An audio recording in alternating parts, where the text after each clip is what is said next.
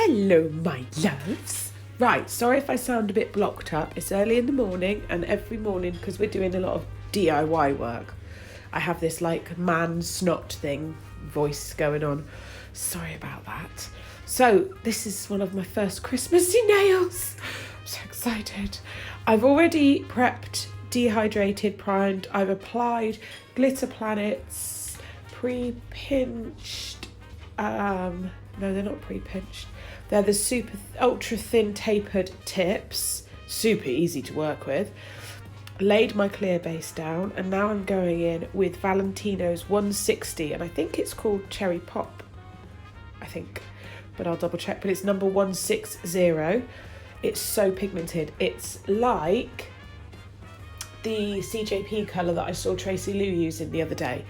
Very similar to that. Super, super pigmented. You only need a thin layer. Makes it perfect for acrylic design work. Very easy to work with. But on that cuticle bead, tilt that finger right down, because you do not want red acrylic bleeding back. And also, once I've placed the bead down, I take a bit of the remaining liquid out of my brush before I move that bead, because I don't want to inject monomer up into the bead and up under the cuticles. That would be tragic. So yes, nice beautiful red nail. I literally spent my entire day doing Christmas nails yesterday. It was delightful. I love it. So Christmassy. On to the next nail. This is going to be silver. So I'm using a combination of Glitter Bells liquid silver, which is super, super pigmented. You can just paint it on and it gives amazing, amazing coverage. That's the base for this nail. And you will probably have noticed that I'm using a 3 bead method. I've started this recently because I felt like I'd got a bit disorganised in my application and I was just whacking it on. And now I've gone back to breaking the nail into 3 sections. For me, I find it's a lot easier. My nails are slimmer and I just feel like I can work the nail better. I think we sometimes get into bad habits, all of us, don't we? We just get into bad habits. So I've gone back to the 3 ball method and I find that very helpful when I'm applying design. And I'm going over the top here with this beautiful glitter from Angel Crystals, and I think it's called Stardust. I will double check. It's a holographic fine silver glitter. And so I've just picked up a small bead of clear acrylic, dipped it in the glitter, rolled it off my brush. This is so holographic. It's insane. I've got loads of foils as well from Angel Crystals. They've got a lot of stuff. They're like your one-stop shop now. They're doing really well. They got a lot of good stuff. I get my Valentino from there as well.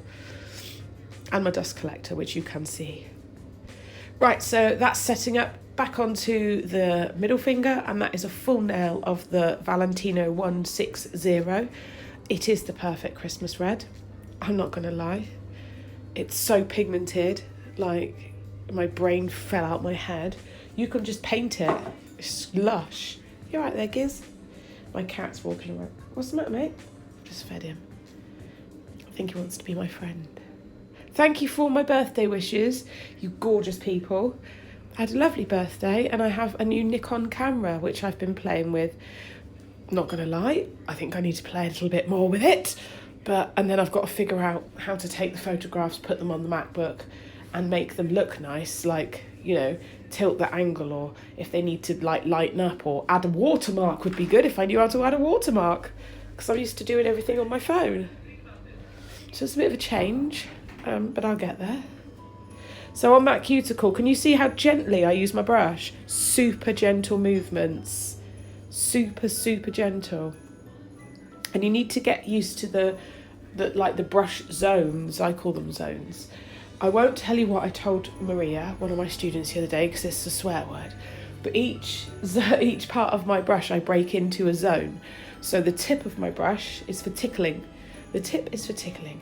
And that's to kind of pop that bead on, tickle it around the cuticle, tickle, tickle, tickle, and then just gently feather it down.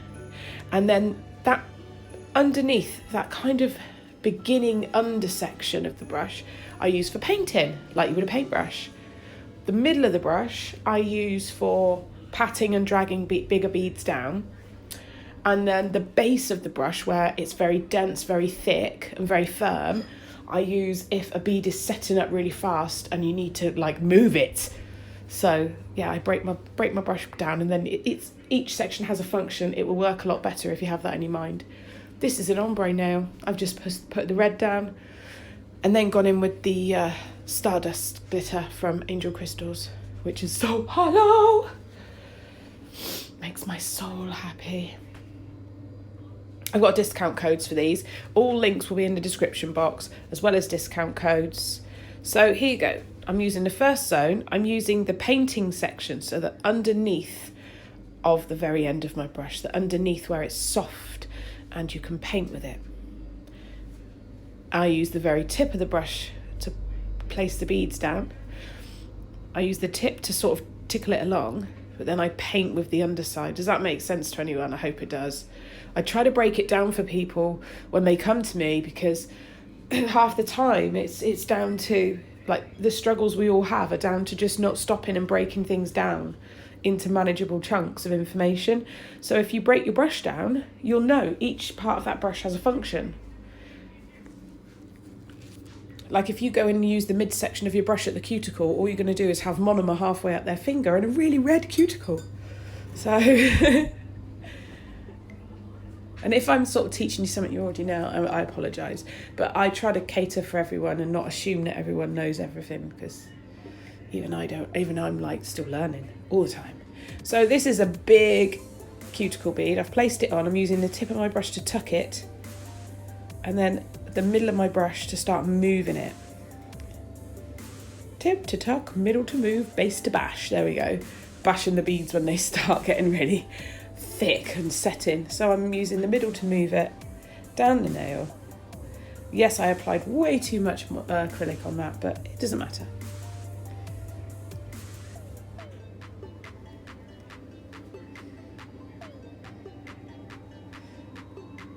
When you're doing like a full day with only a 20-minute break, you're just whacking it on by the end of the day, aren't you? Trying your best. You're like, oh, these stars. I've got glitter in my eyelashes, dust up my nose. So I could see how thin. The only downside to having super pigmented colours is your nails are super thin, and you just need to make sure your structure's there. But with these new tips, this is the first time I've used these tips from the Glitter Planet. The ultra thin tapered square, they're like a matte effect on them, and they're so easy, and they're like the easy tips. Like since I've bought those two, I haven't sculpted actually, to be honest with you. I've sort of been like, meh, I don't want to sculpt. Oh, I did sculpt one nail yesterday and it was a fix on someone. But yeah, because these tips make it so easy and they're so super thin that I'm like, oh girl, come on now, stick a tip. And I like working with tips, I do. It's just before I only had super duper pinched ones and they didn't suit flatter nail beds. But now I've got all tips for all nail beds. I'm just like, whiz out the box. So we've capped that glitter. If it ain't matte, it ain't capped. So look at that, it's gone a nice matte silver. We know that all that glitter is capped. It's all capped, it's all ready. Who thinks, someone said to me, that's what I should do. I should get merch, like hats and t-shirts with my little sayings, like, check your prep. If it ain't matte, it ain't capped. And I think we should start a hashtag nail army, because 2020 is going to be a big year for us. And it's time to make a movement. It's time to do things right, I think. So how about nail army? Who wants to be in? Nail army! Right, tucking it in, the very tip, moving it with the very middle of the brush. See? You see? Are you getting me now? See what it means? Moving it with the middle. I used a rude word for the base of the brush, but I don't want to say it because I don't want to get in trouble. But Maria will know if she's watching, she'll be laughing. So I'm just going to take off any excess that I don't need. Just ping it off. There we go. Oh, sorry, I'm sniffling. I got a sneeze coming, hang on. Okay, I sneezed. Right. So we're tapping that into place. Gonna pop another bead on at the tip there and just blend that bead back, keeping the majority of the product where I need it and just smoothing it out.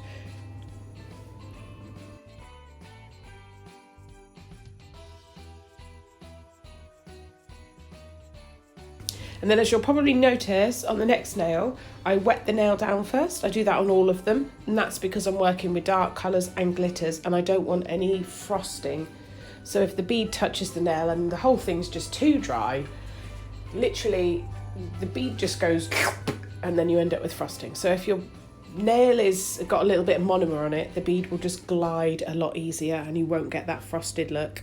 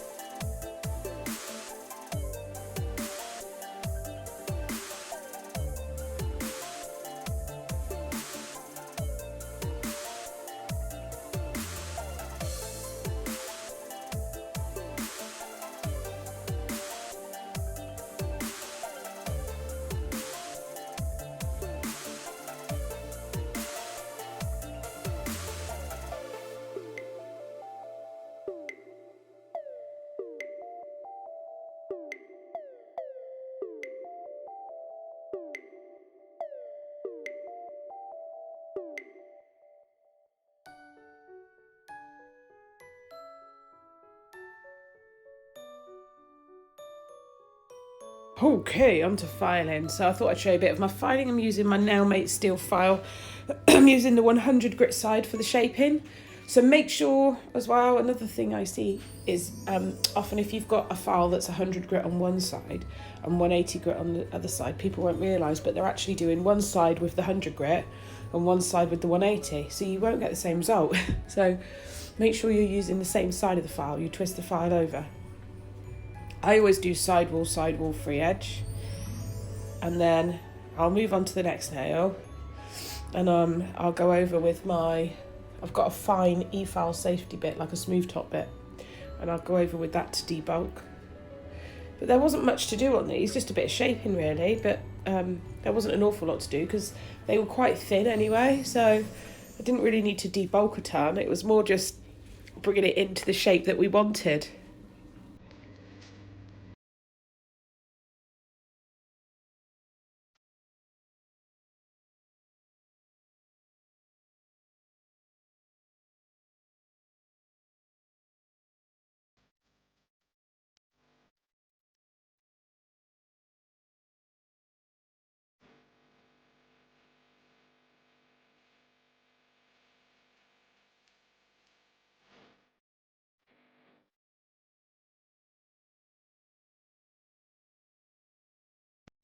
Right, as if by magic, we are all filed and we've wiped over with acetone. We are going to do some stamping. Okay, so I've removed all dust, wiped over with acetone, and I'm going to go in with my Born Pretty stamping plates, just a Christmas one, and pop on some snowflakes. First snowflakes of this year.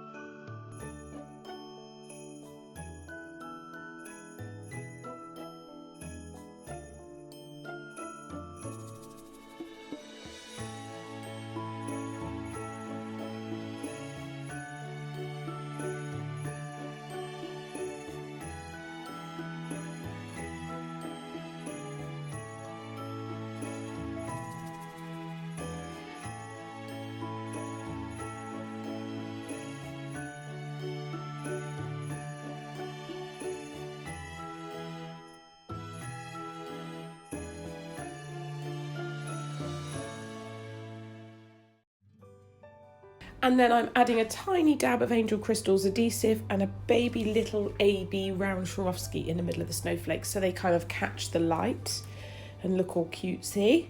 And on that pinky nail, I'm going to do a little corner piece just with an AB diamond flat back and some white opals, just to represent kind of frosty mornings that we're getting at the moment. So very nice.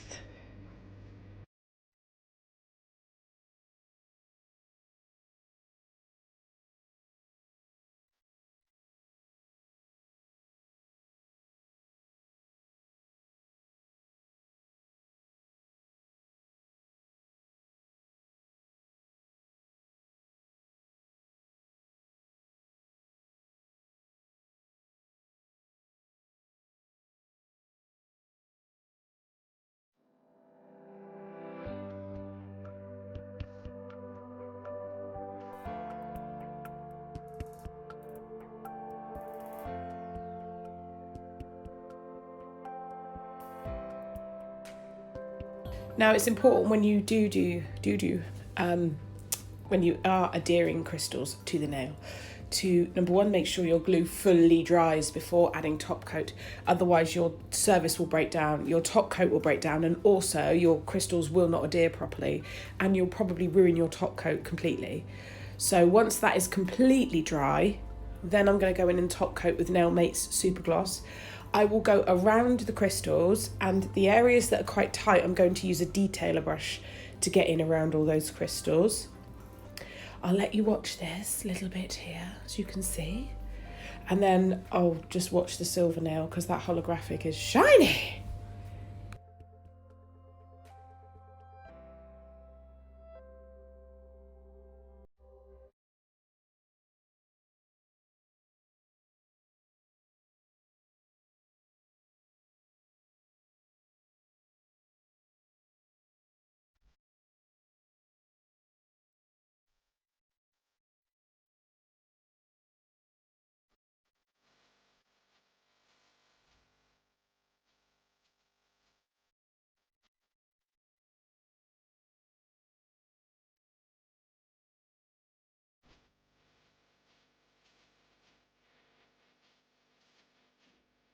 And then once these are all done, they will go in my lamp for 60 seconds. Once they've cooled, I added Naff Stuff cuticle oil. No, I didn't. I added a different one. I added a lemon cuticle oil that I had. And that was that. Oh, look at this. Sorry, I have to hang on myself just to watch the holo come through on the glitter. Because it's so addictive. Right, no, I'm leaving you with this. There's a little brief video of the end result. I hope you like them. I will see you in my next video. Okie dokie, my loves. Thank you again for my birthday messages. I'll see you very soon. Tally, bye!